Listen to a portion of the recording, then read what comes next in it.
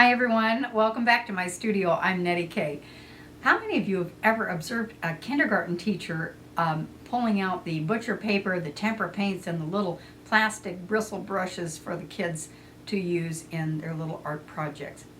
Well, we kind of set them up for failure when the brush we give them has absolutely no edge or control.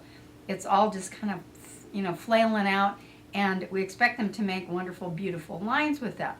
Well, they can make lovely, bright, amateurish, childish like marks. But what would happen if we gave them tools that actually had an edge to them? Well, I do that in my academy, and good things happen. Now, mind you, I don't always give the very nicely edged brushes out to every student. I'll first check it out and see if they're the kind of student that does this kind of thing with the paint, or they shove brushes rather than stroke them. We have to teach them those things before we give them the expensive brushes. But it is important that we have tools that will actually make the mark that we're hoping to make, even for ourselves, let alone our kids.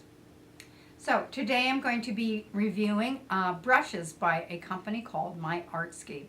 They sent me 3 boxes or 3 packages of brushes to review, and they want my unbiased opinion on them, and I'm going to give that to you. All right, so I thought it might be kind of fun. It's really fun to get stuff in the mail from these companies. I'll tell you, I love it. Yeah, isn't that great?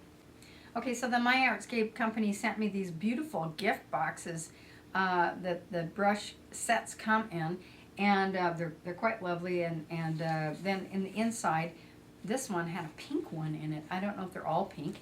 I think they're pink, and there's some black ones and different colors. And so inside of this particular set are some very soft bristled brushes. And I think it says that they are made for oil, watercolor, and acrylic. But upon testing them out a little bit, and what you have to do is you wash them out, you wash the sizing out because that keeps them really nice and stiff. And then when you get them, you wash them out in nice warm water, and so that the sizing gets washed out, and then they become more flexible. And they've got some nice bounce in them. But I think really these are going to be much better for the watercolor. My opinion is that they're going to be very good for watercolor, and because they've just got that wonderful softness to them.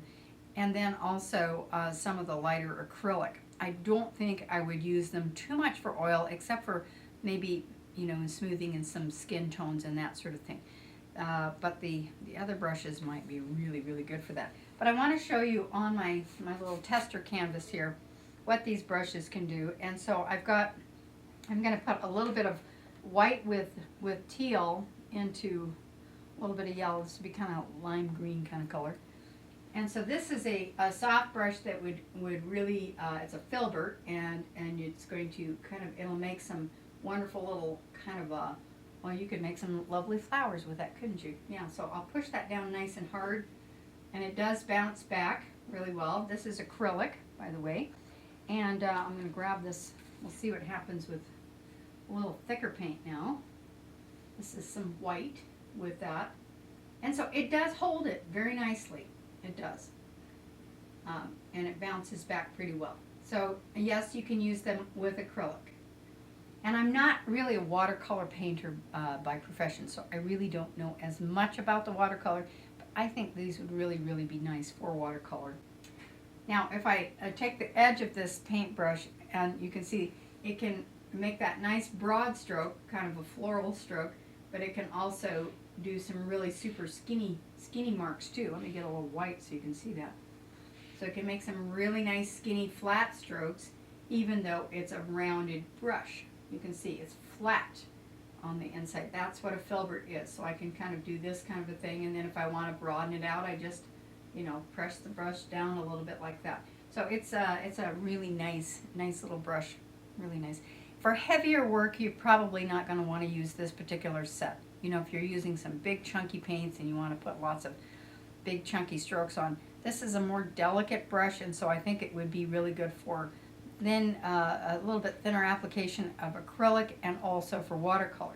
And I'm going to wash that out, and then when I wash them out, I want to make sure that I go back in, and once I really give it a good wash, I'll probably wash them with a little bit of dishwashing soap, you know, the kind that you wash in the sink, and then I'll reshape them a little bit. But you can see it's kept its shape pretty well just in that first little rinsing, so that was nice. And so this set has got tons of different shapes, including some of the brights that you really need for doing some of the architectural kind of stuff, and the rounds for more detailed stuff.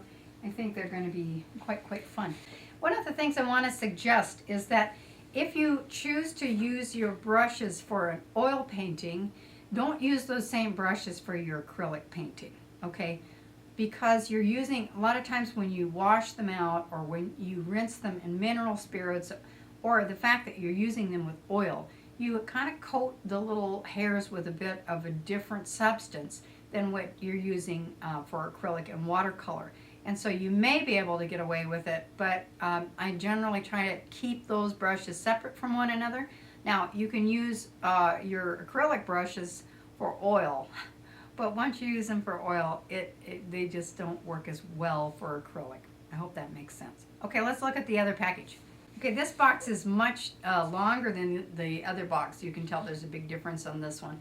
So what in the world would come in a box that is that long? And that is this wonderful bristlette type brush, which has got the long handles. When you're painting in oil, you don't want to get really super up close to your paints. You want to get farther back. And so the use of these longer handle brushes is just wonderful. These are, I think, okay, this is nice. It's got a little gold end on the end, so I know where I need to hold on to the brush. And I think that would really be helpful when it comes to painting in oil as well. And of course, these, like the others, you will rinse them out in nice warm water. And I've got one of the brushes that has been rinsed out, I think. Let's see. Okay, so now I have this particular bristlette, and I think it's a synthetic bristle that I'm looking at. Got a few hairs standing out on the side, and you know, you can shape them up a little bit, and then I think this is going to be a magnificent brush. I've got some brights. I've got an angular brush here. I've got a round, which has got the point, and that's going to be good for doing things like petals and various different things. And here is another filbert brush. These are more geared up for that oil painting kind of experience.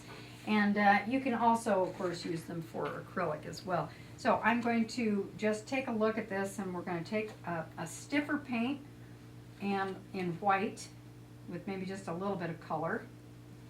So these can take quite a bit of abuse. I'm going to now push down, and they load up with a lot of paint. And that is fantastic, and they bounce right back. That's a very good brush, everybody, right there.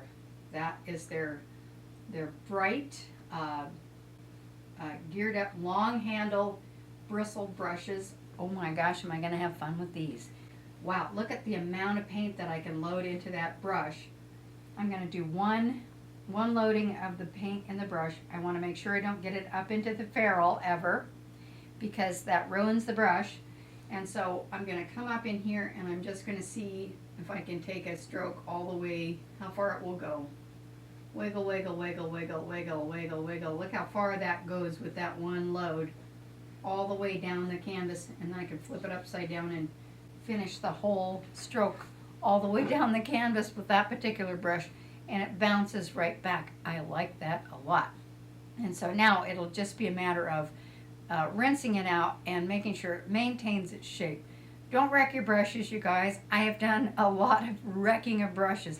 You know, you go to bed at night, and at midnight you realize, oh my gosh, I forgot to wash my brushes out. Yipes. You know, you do that as an oil painter. As a watercolorist, oh well. As an acrylic painter, you've ruined your brushes.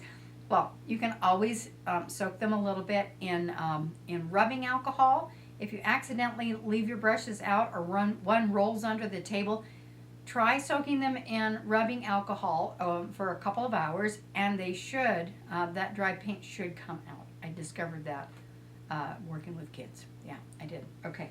Okay, they also gave me a wonderful little set of about 12 miniature detail brushes, and those are really wonderful to have around, partly because you just never can have enough of them for when you're signing paintings or you're doing the little dots in eyes or eyelashes and that sort of thing.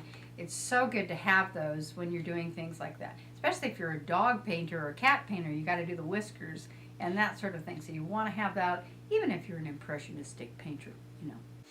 All right, next time we meet, I'm going to be painting this beautiful teal glass and grapes with a couple little oranges in it, still life, and I'm going to be painting it in oil. I'll be using the My Artscape brushes, especially the little detailer brushes when it comes to the highlights on the edges of the glass and on the grapes. I think those are going to come in really, really handy. So thank you to the My Artscape company for sharing your brushes with me. And, any other companies that want to send me some paints or supplies, I'm happy to review it. Thanks again. And don't forget to subscribe, and we'll see you all again next time. Bye-bye for now.